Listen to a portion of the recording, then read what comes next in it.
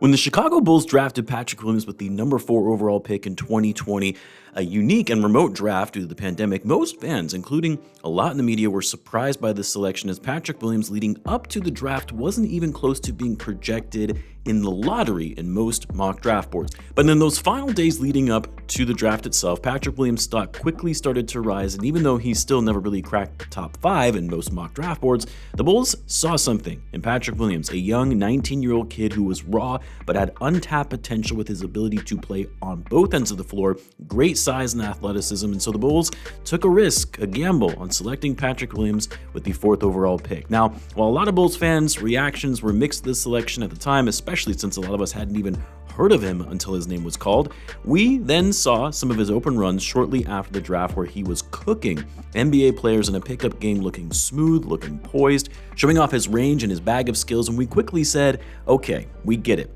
We can see the vision here. And then going into his rookie season, while the Bulls had somewhat low expectations with their rebuilding roster, new head coach Billy Donovan, new team under management in the front office, but Patrick Williams actually showed out well. As a 19-year-old rookie, was actually a solid contributor even being in the Bulls starting lineup. Obviously still had a lot of things to shore up and work on, but you expect that from a 19-year-old kid as he grows and navigates the league. Pat would ultimately finish out his rookie season being selected second team All-Rookie, and Bulls fans, including myself, walked away from that season feeling pretty good about Patrick Williams' future and being a franchise cornerstone. But fast forward to today, and Patrick Williams, while still a very serviceable NBA player, and yes, has shown some flashes where we think, okay, he's turning a corner, but 4 years later, and Patrick Williams, quite frankly, hasn't progressed much since his rookie season. In fact, you could argue he's regressed in a lot of areas. Why is that? Well, let's see if we can try to uncover it. So what's going on, everyone? You're listening to Bulls Central here. Hope you're all doing well.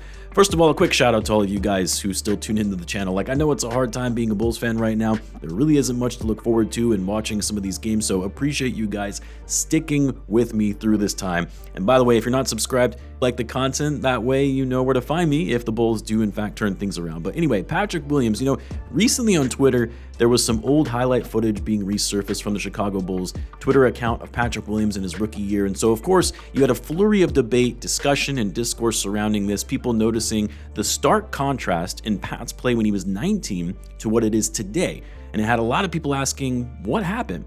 For me personally, I hadn't seen Pat's rookie highlights in a while, and when I went back and saw some of the footage, I was astonished by how different this kid looked a little over 4 years ago. You can see that his ball handling is much more tightened up, he's able to create shots for himself, he's much more active and fluid in how he moves in the court, and even his defense is much more on point than what it is today. Like, somehow, Patrick Williams has seemingly lost his handles, his coordination and footwork, and even some of his athleticism from his rookie season to now.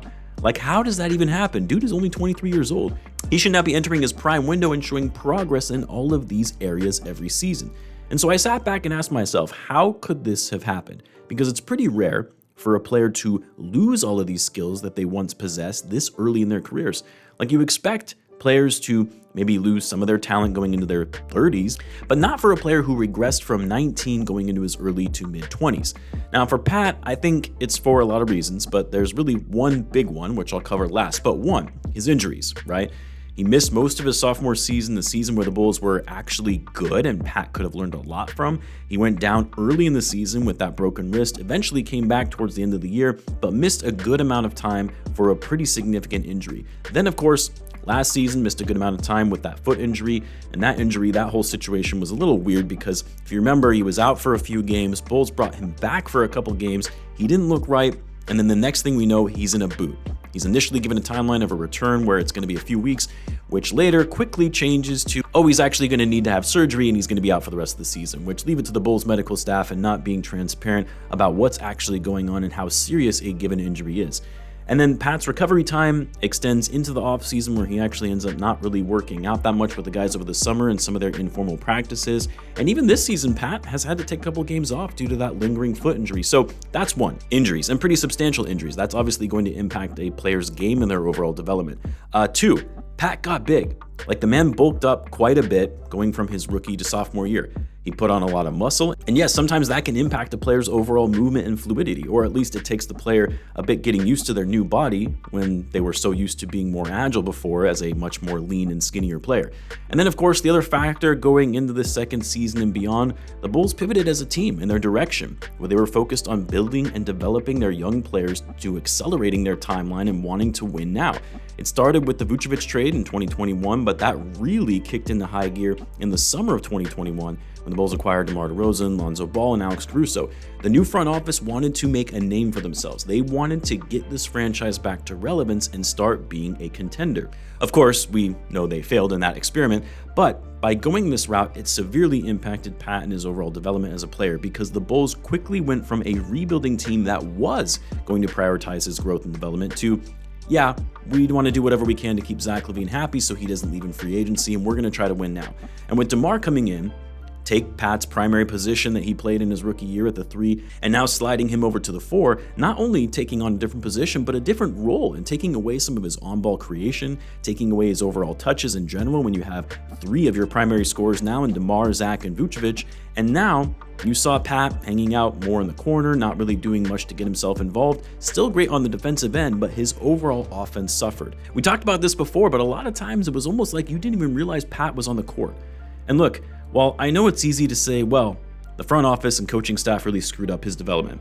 They didn't put him in the best situation to truly succeed when you had him bulk up and start playing the 4, a position he wasn't as comfortable in, and you bring in a veteran player like DeMar who's going to command the ball. And yes, we can say, well, the front office shouldn't have taken him 4th overall. That was a stretch to begin with. Yes, while all of these things do have some truth to it, at the end of the day, most of this falls on Patrick Williams.